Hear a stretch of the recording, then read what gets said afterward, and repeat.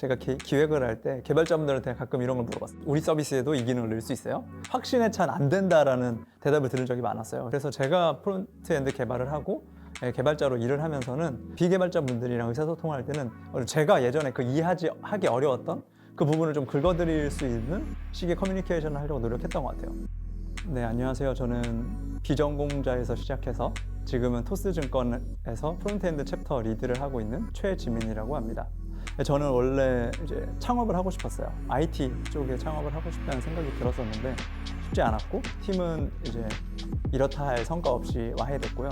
그래서 프론트엔드도 모르고 백엔드도 모르고 이러는 시절에 그냥 IT 스타트업에 취업을 했어요. 스타트업에서 당연히 비전공자도 되게 열심히 하고, 그분들이 없으면 사실 서비스를 못 만드는 게 맞지만 그 서비스를 만들어가는 과정에서 개발자들이 겪는 러닝이 훨씬 더 큰 것 같았어요. 예를 들어서 어떤 서비스를 하나 제품을 냈는데 그 제품을 그 누구도 쓰지 않아. 그렇게 해서 망하더라도 이제 개발자는 난 이런 기술들을 접목해서 어떤 서비스를 만들어 봤어 라는 것 자체가 굉장히 큰 커리어처럼 되더라고요. 그래서 그거를 베이스로 새로운 또 회사에 잘 이직하는 모습들을 볼 수 있었는데, 반면에 이제 저 같은 경우엔 내가 비즈니스를 고민하고 영업을 해서 서비스를 하나 만들었다 하더라도 그게 사실 시장의 반응도 못 받고 아니면 그렇게 그냥 사라져 버렸을 때는 그냥 제 커리어가 사라지는 것 같은 느낌을 받았어요. 그래서 무엇인가 전문성이 필요하겠다라는 생각이 들었었고요. 처음에는 그냥 인터넷 강의 이런 것들 전혀 무지한 상태에서 인터넷 강의를 들었었는데, 물론 그걸 듣는 걸로 되게 열심히 했지만 그래도 제가 이제 어떻게 개발해야 될지를 잘 모르겠긴 했었어요. 그래서 완전 큰 결심을 내리고 일을 다 이제 그만둔 후에 먼저 이제 개발자로 전향을 계획하고 이제 학원에 들어가서 공부를 했어요. 그 이후에 인베디드 개발하는 회사에 들어가서 또 조금 개발을 하고, 그다음에 이제 웹을 하는 곳에 가서 프론트, 백 같이 하는 풀스택처럼 프론트엔드와 백엔드를 같이 경험을 했어요. 그 당시에는 프론트엔드를 지금 시작하면 생각보다 좀 빠르게 아니면 좀 얼리 스테이지에 내가 그 씬에 들어가는 것 같다라는 생각이 들어서 그 다음 회사는 이제 프론트엔드 직군으로 지원을 해서 들어갔어요. 저 같은 경우에는 사실 그렇게 연차가 높지 않은 상태에서 프론트엔드 챕터에서 리드 롤을 하기 시작했는데요. 사실 그 과정에서 제가 실력이 뛰어나서 됐던 건 아니었고, 이런 니즈가 있었어요. 누군가 의사소통에 대한 중간자 역할을 해줬으면 좋겠다. 처음엔 아마 그런 역할에 대한 니즈가 있었던 걸로 기억하고요. 제가 기획을 할 때 개발자분들한테 가끔 이런 걸 물어봤어요. 이거 우리 서비스에도 이 기능을 넣을 수 있어요? 모든 경우들이 다 그렇지는 않았지만 일부 경우에는 그건 안 돼요 라는 그냥 되게 확언적인 확신에 찬 안 된다라는 대답을 들은 적이 많았어요. 그래서 그럴 때마다 좀 생각이 드는 게 왜 안 되지? 우리랑 되게 비슷한 서비스인 저기는 되는데 왜 우리는 안 될까? 이런 생각들이 많이 들었고, 이게 그냥 시간이 부족해서 안 되는 건지 아니면 우리 기술력이 부족해서인지 우리 서비스 자체에선 그게 아예 불가능한 건지 이런 것들을 여쭤봤었고, 거기에 대한 대답을 들으면서 어떤 의미에서 안 된다라는 표현을 하시는구나라는 걸 알았어요. 그래서 제가 프론트엔드 개발을 하고 개발자로 일을 하면서는 비개발자분들이랑 의사소통을 할 때는 그분들이 이해할 수 있는 언어로 제가 예전에 그 하기 어려웠던 그 부분을 좀 긁어드릴 수 있는 식의 커뮤니케이션을 하려고 노력했던 것 같아요. 그래서 디자이너 분이랑 얘기할 때도 그렇고, 사업을 기획하시는 분이랑 얘기할 때도 우린 단순히 우리는 안 된다라는 게 아니라, 그래서 원하는 부분이 A라면 A는 꼭 이 기술로만 적용할 수 있는 건 아니다, 해결할 수 있는 건 아니니 다른 기술로 A를 달성해 드릴 수 있겠다, 아니면 지금 우리 입장에서는 A보단 B라는 안으로 원하는 목표를 달성할 수 있을 것 같다라는, 오히려 좀 역제안을 좀 드리면서 그런 부분에서의 커뮤니케이션에서 다른 분들이 좀 만족을 하셨던 것 같아요. 개발의 경우에는 내가 어떤 전공을 했느냐가 그렇게 중요하진 않은 것 같아요. 그래서 전공을 한 분들 얘기를 들어봐도 진짜 개발을 잘하는 분들은 애초에 1학년 대학교에 들어올 때도 이미 개발을 잘하고 있었던 상태예요. 컴공을 전공하지 않더라도 사실 내가 개발을 하는데 괜찮을까라는 고민을 안 해도 될 것 같아요. 이거 말 그대로 그냥 쫄지 않아도 될 것 같아요. 내가 열심히 하지 않으면 사실 개발은 잘할 수 있는 게 아니거든요. 개발은 어떻게 보면 기술의 영역이에요. 내가 이 기술을 습득했는가, 내 걸로 만들 수 있는가, 이것이기 때문에 사실 전공 이후에도 계속 공부를 해야 되는 게 사실이고, 그렇기 때문에 전공적인 지식이 없으면 좀 불리할 수는 있겠지만, 그렇다고 내가 개발을 못한다, 아니면 내가 좋은 개발자가 될 수 없다, 이건 아니에요.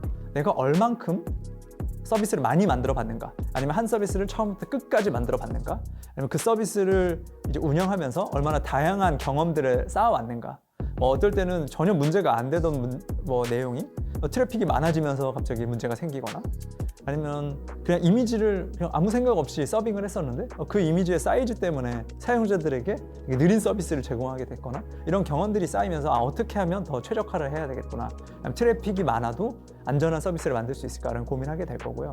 그리고 이미지를 만들 때도 이미지의 사이즈가 굉장히 사용자한테 중요하겠구나, 적절한 화소의 이미지를 제공해야겠구나, 뭐 이런 식의 노하우들이 쌓이고 그것을 달성해낼 기술을 찾아서 이제 내 것으로 만들어 가게 되거든요. 시작점에서의 좀 다름을 줄 수는 있지만 내가 더 좋은 개발자, 그리고 더 좋은 기술자가 되기 위해서는 끊임없이 내가 스스로 학습하면 되기 때문에 비전공자분들이 훨씬 자신감을 가지셔도 된다고 생각합니다. 프론트엔드도 예전과 다르게 지금 점점 이제 복잡한 기술들을 쓰게 되고 좀 전문적인 기술 아니면 지식들이 필요해지고 있어요. 시험 부문들은 먼저 나에게 동기부여가 되고 나를 좀 더 흥미롭게 하는 도구로 쓰되, 점점 쓰면서는 다른 프론트엔드 개발자랑 내가 어떻게 차별점을 둘까라고 생각할 때는 내가 모르겠는 부분, 아니면 조금 복잡해서 이게 어떻게 되는 거지? 그냥 그럴 때 그냥 물음표만 던지고 넘어갈 게 아니라 이게 도대체 뭐지? 뭘까?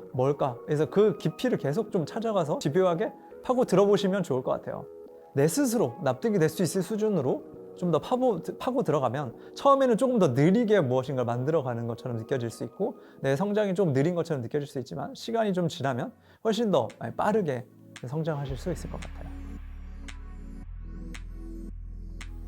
프론트엔드 개발을 하고 프론트엔드를 배우려고 할 때 이미 많은 분들이 뭐 리액트라든지 아니면 HTML, CSS, JS 이런 것들을 많이 공부하고 계실 것 같아요. 그래서 그렇게 당연히 시작하시는 게 맞고요. 저는 하나를 선택하셔야 된다고 하면 Next.js를 추천드려요. Next.js는 프론트엔드 프레임워크이고 리액트 기반의 프레임워크인데요. 그리고 많은 개발자분들이 프론트엔드 뭐 커머스 서비스든 아니면 그 외 서비스를 만들 때 고민하는 SEO라든지 서버 사이드 렌더 같은 기능들을 굉장히 편리하게 사용자가 만들 수 있도록 도와주는 기능을 제공하고 있어요. 저 같은 경우도 지금 회사와 이전 회사에서 모두 Next.js를 통해서 서비스를 만들고 있습니다. 대규모의 서비스를 만들 때, 그리고 여러 명의 개발자들이 함께 개발을 할 때 틀이 잡혀있는 구조에서 확장 가능한 서비스를 만들 때 굉장히 도움이 되는 프레임워크예요. 이번에 제가 패스트 캠퍼스에서 만든 Next.js 강의는요, 함께 Next.js를 공부해 간다, 학습해 간다 라는 부분에 좀 초점을 맞췄어요. 그래서 강의 자체에서도 그냥 단순히 어떤 기술을 배우는 거에서 끝나는 게 아니라 Next.js의 도큐멘트에서는 어떻게, 공식 문서에서는 어떻게 이 내용을 설명하고 있고 우린 그 기능을 이용해서 어떤 기능을 만든다, 이런 식으로 같이 공부해가는 시간을 계속 이제 그런 방식을 추구했어요. 그 이유는 사실 개발자는 어떤 기술 하나 배우고 그걸로써 끝나는 게 아니라 이 기술을 습득한 이후에 그 기술을 계속 적용하면서 그러면서 이 기술을 계속 알아가고 공부해야 되거든요. 근데 Next.js가 지금 현재는 뭐 A라는 버전이라면 조금 시간이 지나면 이게 B 버전 아니면 전혀 다른 모습의 더 큰 아니면 더 나은 서비스가 될 수도 있는데, 그럴 때마다 새로운 뭐 강의를 들으면서 학습하는 게 아니라 스스로 내가 공식 문서를 보면서 이 라이브러리 아니면 이 프레임워크를 어떻게 적용할 수 있을까라는 것을 스스로 공부해 나가실 수 있도록 되게 도움을 드리고 싶었어요. 또 같이 포트폴리오에 담을 수 있을 만한 커머스 서비스와 블로그 서비스를 만들어요. 우리가 많이 만나는 웬만한 웹 서비스는 다 거의 커머스 서비스와 일맥상통하는 부분들이 있어요. 커머스 서비스를 만약에 만들 수 있다 하면 반대로 웬만한 웹 서비스는 다 만들 수 있다라고 생각이 들어요. 그래서 이 강의를 끝까지 들으시면 아마 어떤 웹 서비스가 되더라도 혼자서 내가 무엇을 해야 이 서비스를 만들 수 있다라는 것을 아실 수 있을 거예요. 그리고 혼자 조금 더 서비스를 만들거나 새로운 포트폴리오, 사이드 프로젝트를 만드실 때 좀 자신감을 가지고 하실 수 있을 거라고 생각이 들어요. 주변에 프론트엔드 개발자분들이 많이 말씀을 하실 때 3에서 한 3, 4년 차 혹은 5년 차, 6년 차에 있는 프론트엔드 개발자분들이 잘하시는 분들이 굉장히 없다는 얘기를 많이 들어요. 그래서 채용하기도 힘들고, 그 말은 반대로 그 시장이 굉장히 블루오션이라는 거예요. 사실 비전공자분들, 그리고 내가 뭐 프론트엔드에 대해서 잘 모른다 이런 분들도 사실 그 2, 3년 이 씬에서 계속 공부를 하고 내가 프론트엔드 개발자로서 성장한다면 그 시점에는 내가 블루오션의 그 기회의 땅에 그 기회의 섹션에 내가 함께 할 수 있다라는 생각으로 열심히 해보시면 좋을 것 같습니다. 비전공자 여러분들도 프론트엔드 개발에 겁먹지 말고 도전해보세요.